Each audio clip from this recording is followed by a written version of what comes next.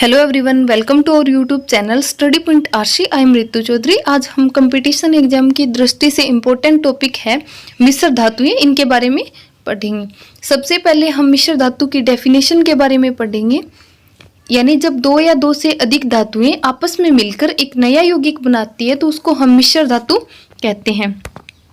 कोई भी धातु ए है और एक धातु है बी, दोनों मिलकर ए बी मिश्र धातु का निर्माण कर रही है। यानी ए और बी दो अलग अलग धातु हैं, इनको पिघलाकर एक मिश्र धातु ए बी बनाया गया है। नेक्स्ट पॉइंट है, यानी मिश्र धातुएं उन धातुओं के गुणों का प्रदर्शन करती है यानी जिसकी वह बनी होती है। यानी ए बी जो मिश्र धातु है वो धातु ए और बी दोनों के गुणों को शो करेगी। यानी मिश्र धातुएं हैं वो दोनों धातुओं के गुणों को शो करती है। अब हमारी प्रमुख जो मिश्र धातुएं हैं उनके बारे में हम चर्चा करेंगे। फर्स्ट हमारा है पीतल। पीतल है वो दो धातुओं से मिलकर बना होता है। यानी एक धातु है कॉपर और दूसरा है जिंक। कॉपर इसके अंदर 71% और जिंक होता है 39%। जिंक जस्ता या यसद एक ही चीज है ये तीनों। नेक्स्ट हमारा है स्टील। स्टील भी दो धातुओं से मिलकर बना होता है। फेरम यानी लोहा, Fe को बोलते हैं फेरम। फेरम और C से होता है कार्बन। यानी फेरम और कार्बन दोनों से मिलकर बना होता है स्टील। यानी जैसे जैसे कार्बन की जो परसेंट मात्रा अपन फेरम के अंदर बढ़ाते हैं वैसे वैसे स्टील कठोर होता जाता है। अब है इनके उपयोग। यानी पीतल का उपयोग बर्तन व सजावटी सामान बनाने में और स्टील का उपयोग परिवहन के साधन और भवन निर्माण सामग्री में भी किया जाता है। नेक्स्ट हमारा है टंका। टंका भी दो धातुओं का मिश्रण है। यानी पीबी को बोलते हैं लेड और एसएन को बोलते हैं टिन। यानी लेड इसके अंदर 68% और 32% होता है टिन। टंके का उपयोग जोड़ों में टांका लगाने के लिए किया जाता है। नेक्स्ट हमारा है कांसा। कांसा भी दो धातुओं का मिश्रण है। Cu यानी कॉपर, Cu को बोलते हैं कॉपर या तांबा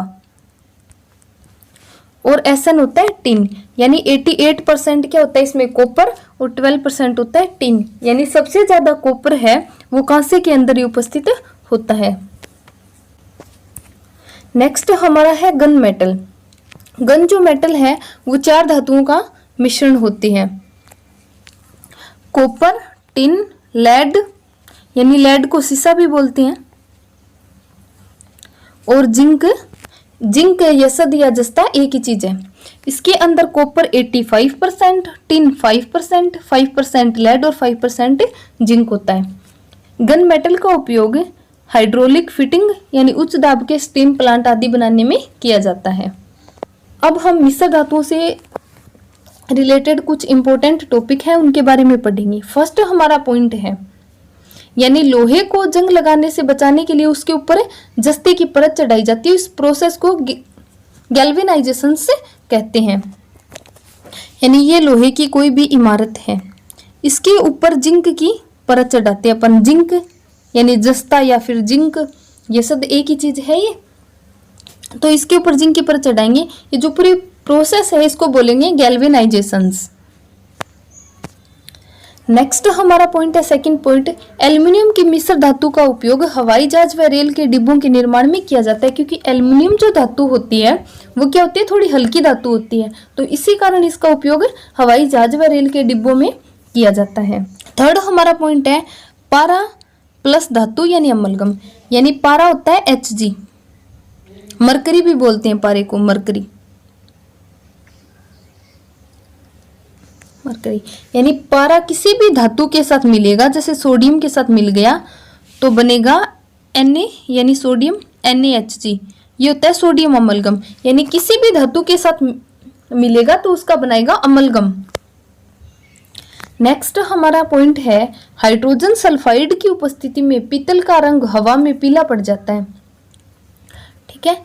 नेक्स्ट हमारा पॉइंट है, स्टील को कठोर बनाने के लिए कार्बन की मात्रा बढ़ा दी जाती है। यानी हमने पढ़ा था कि जो स्टील होता है वो फेरम प्लस कार्बन से मिलकर बना होता है। अगर अपन कार्बन की परसेंटेज मात्रा बढ़ाते जाएंगे तो वो स्टील है वो उतना ही कठोर होता जाएगा।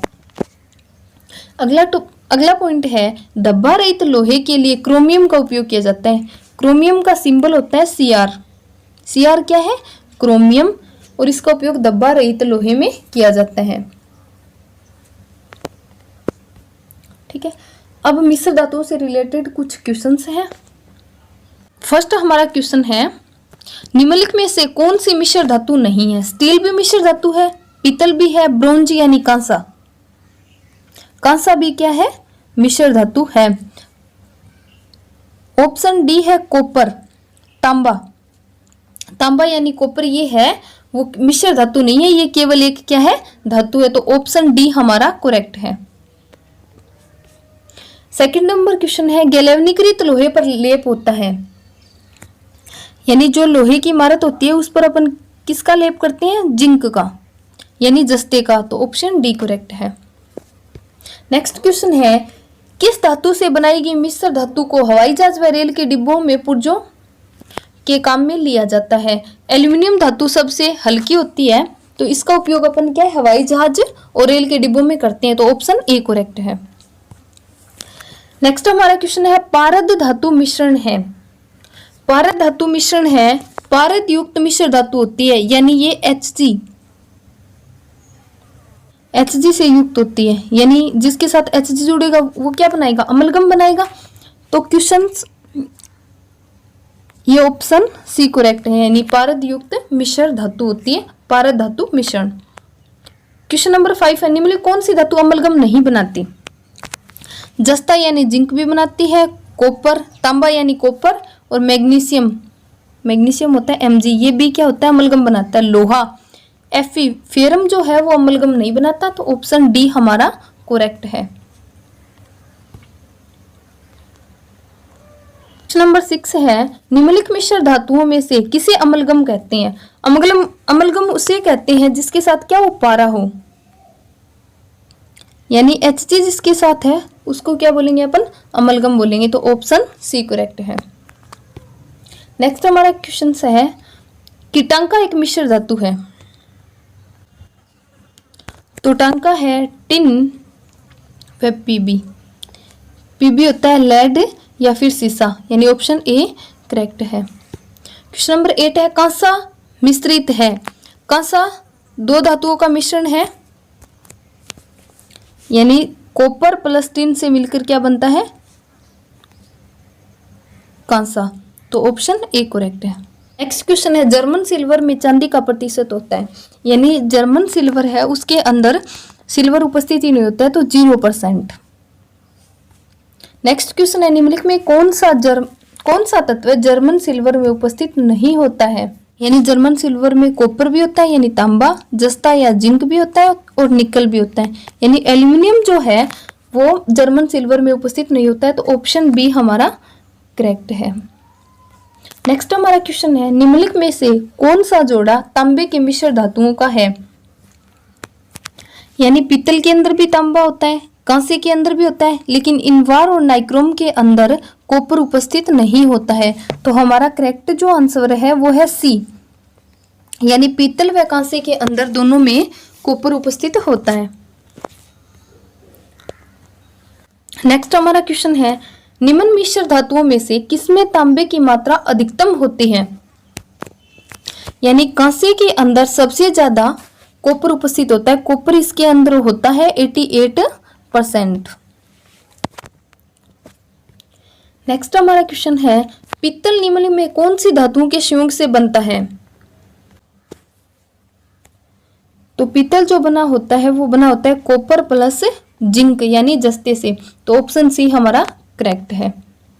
नेक्स्ट हमारा क्वेश्चन है निम्नलिखित की उपस्थिति के कारण पीतल का रंग हवा में फीका पड़ जाता है या फिर पीला पड़ जाता है? तो वो है हाइड्रोजन सल्फाइड, यानी H2S को बोलते हैं हाइड्रोजन सल्फाइड। नेक्स्ट क्वेश्चन है स्टील को कठोरता प्रदान करने के लिए बढ़ाई जाती है, यानी हमने पढ़ा था कि जो स्टील होता है वो फेरम यानी लोहे प्लस कार्बन से मिलकर बना होता है। अगर अपन कार्बन की परसेंटेज मात्रा बढ़ाते हैं तो स्टील में क्या आ जाती है? कठोरता। तो ऑप्शन ए हमारा करेक्ट है। क्वेश्चन नंबर 16 है, दब्बा रहित लोहा बनाने में लोहे के साथ प्रयुक्त होने वाली महत्वपूर्ण धातु है, तो वो धातु है क्रोमियम। यानी क्रोमियम जो होता है इसका उपयोग दब्बा रहित लोहा बनाने में किया जाता है।